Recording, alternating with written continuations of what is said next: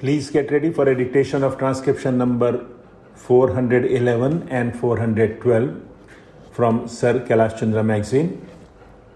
5 seconds.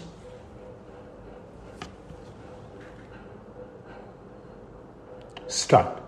In rising to speak on the budget, one would naturally extend one's good wishes to the new finance minister for his heroic efforts in tackling a situation which was both difficult and complicated.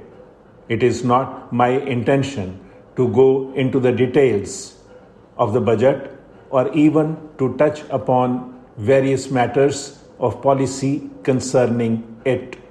I would only like to refer to a few important aspects of the various problems which have arisen on consideration of the budget.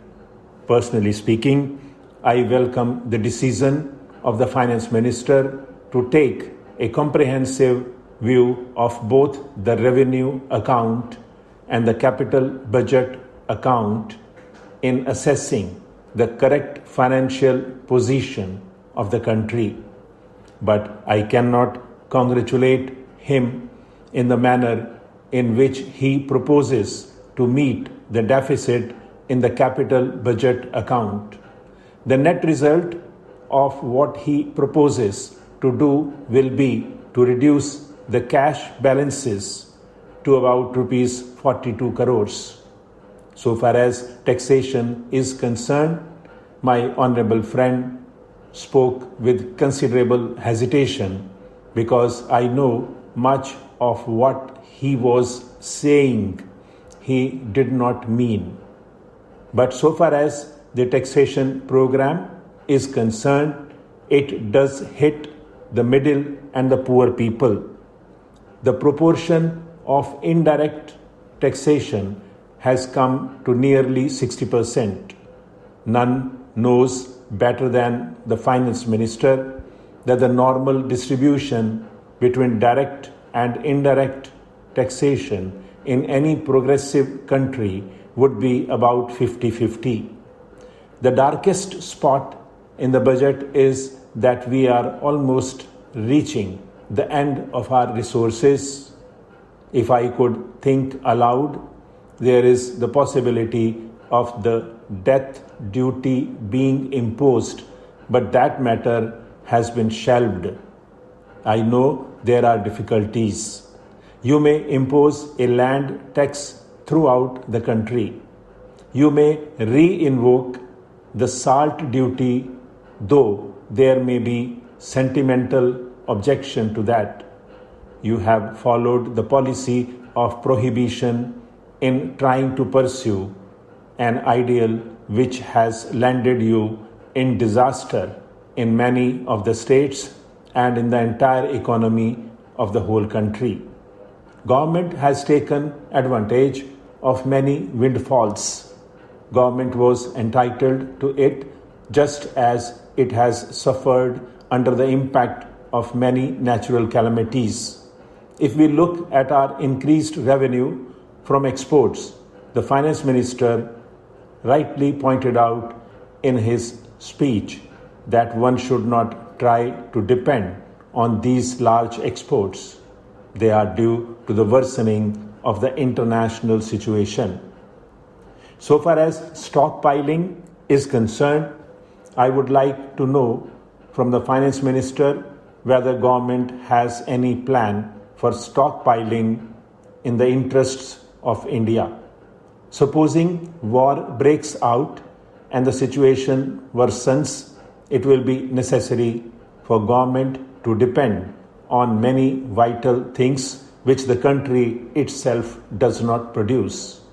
I did not discover in the budget any plan for spending any money for a planned stockpiling in the interests of India's national economy. I do not know if there are any secret plans going on which the finance minister has not disclosed. I shall now refer to the Indo-Pak agreement. I will not go into details at the present moment. I may have time to do so in the course of the discussion on demands for grants. But frankly speaking, so far as this agreement is concerned, nothing could have been more humiliating for India than the manner in which this agreement was effected. If India wanted to have such an agreement, India could have made it long ago on much better terms and saved a lot of humiliation and misery to millions of people. But India deliberately wanted to pursue a particular line of policy which was consistent with our national interest, and overnight that policy was changed.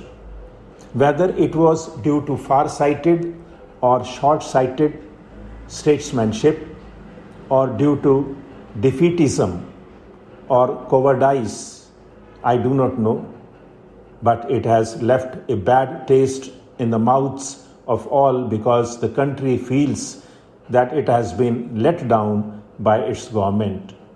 So far as the economic policy of the government is concerned, I hope we shall have an opportunity of discussing this matter when the details of the budget will be taken up.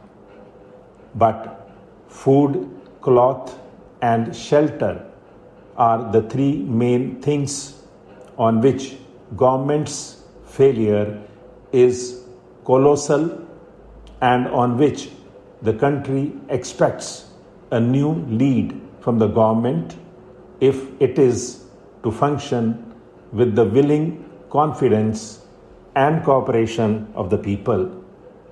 Today, we are living in very difficult circumstances.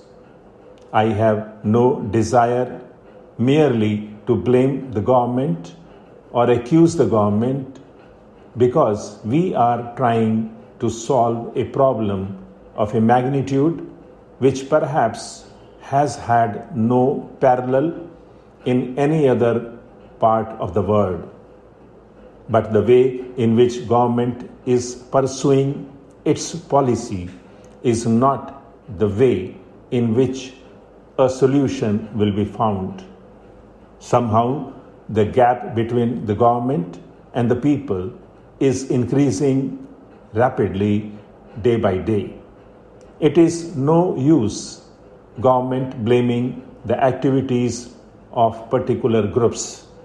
There may be such parties who may create trouble.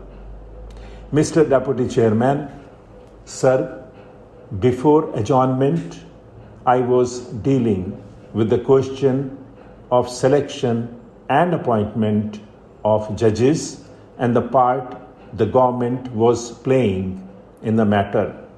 I pointed out how the government had been discriminatory in such matters. I would beg of you to ask the Honorable Minister not to evade the issue that I have raised, because there is a tendency on the part of the government to evade certain issues involving principles whenever they have no straight answers to give. Even if some answers could be given, they do not feel like giving those answers for reasons best known to them. Now, my allegation here has been this, and to the best of my knowledge, everything is true. Of course, part of it can be corroborated from the Election Commission as to whether a defeated Congress candidate had been appointed as a judge of the High Court of Calcutta, and the other part of it can be ascertained by the government from the persons concerned, that is to say, the former Chief Justice of the Calcutta High Court. Stop.